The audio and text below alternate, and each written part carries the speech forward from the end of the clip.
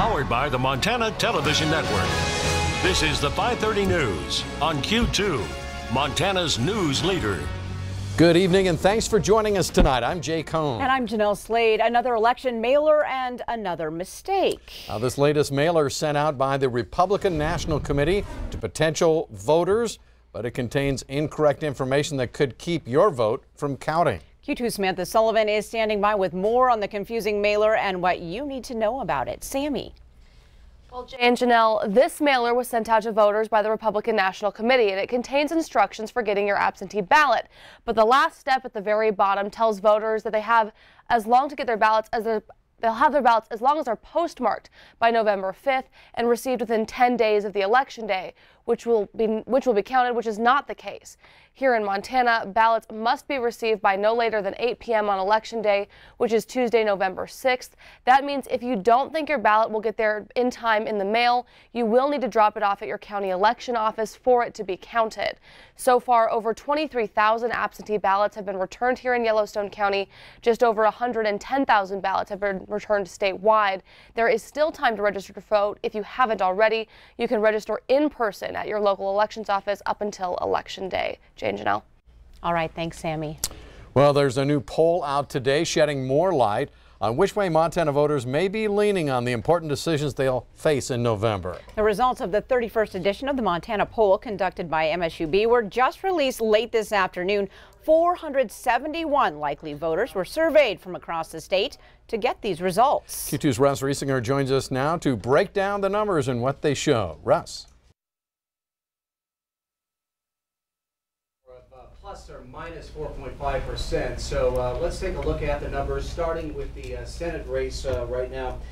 Like our MTN poll, it does show a little problem with the microphone. I apologize for that. Can you hear me now? Okay. There we go. Okay, I want to remind you this does have a plus an air margin of plus or minus 4.5%. So keep that in mind. So we'll start out with the Senate race. And like our MTN poll, it does show John Tester leading Republican Matt Rosendale, but by an even wider margin. It's Tester with 47% compared to Rosendale's 38%. Tester dominating with likely women voters especially, and that also mirrors what our MTN poll showed you yesterday. Now, in the race for House, Greg Gianforte has a 44 to 41% lead over Democrat Kathleen Williams. The poll showed that both the Democrats had near unanimous support from their party, while neither Gianforte or Rosendale seem to be getting full support from those who identify themselves as Republicans. All right, as far as the two initiatives on that ballot, there seems to be a lot of support for 185, with 52% of likely voters saying that they would support those additional taxes on tobacco products and expanding Medicaid.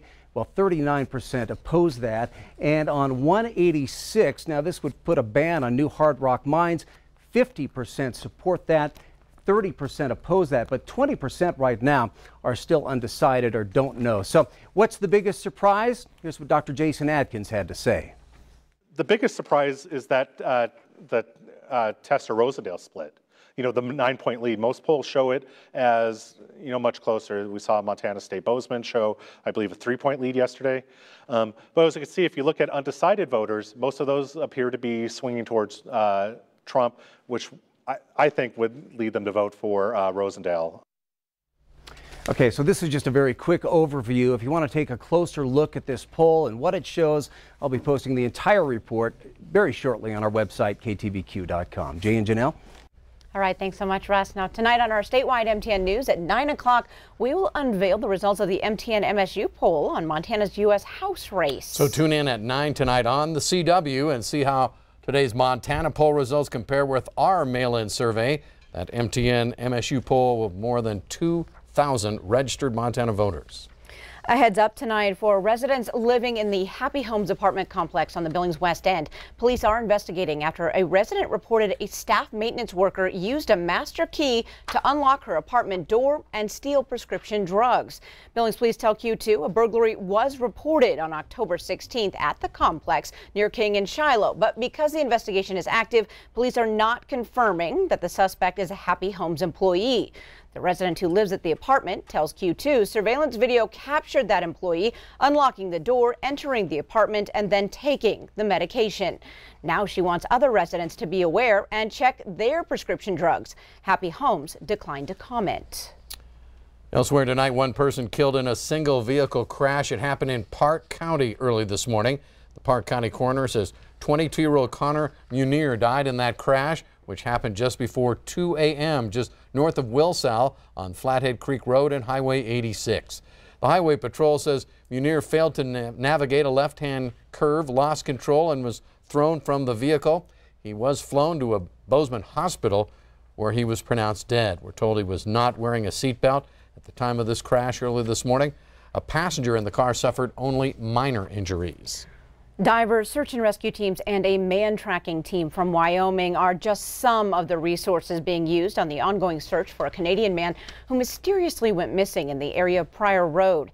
But still no sign of 37-year-old Cam Collin, who was last seen October 4th during a bachelor party. Today, though, officials employed a new tactic. The Yellowstone County Sheriff's Office bringing in a canine team with a boat combing Pryor Creek, looking for any clues.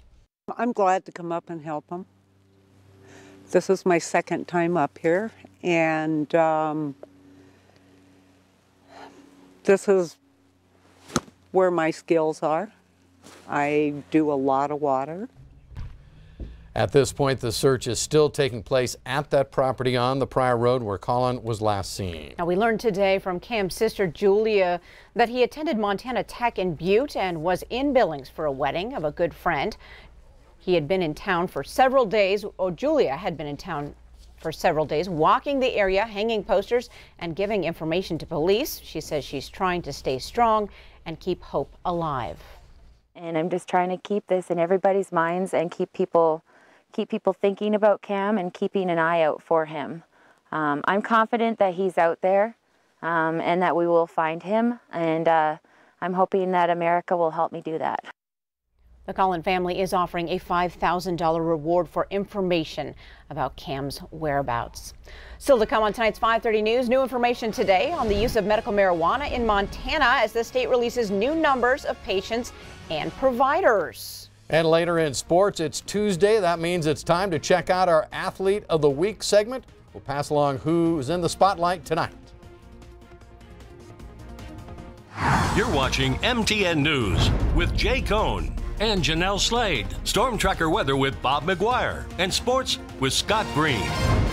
This is the 5:30 News on Q2, Montana's news leader.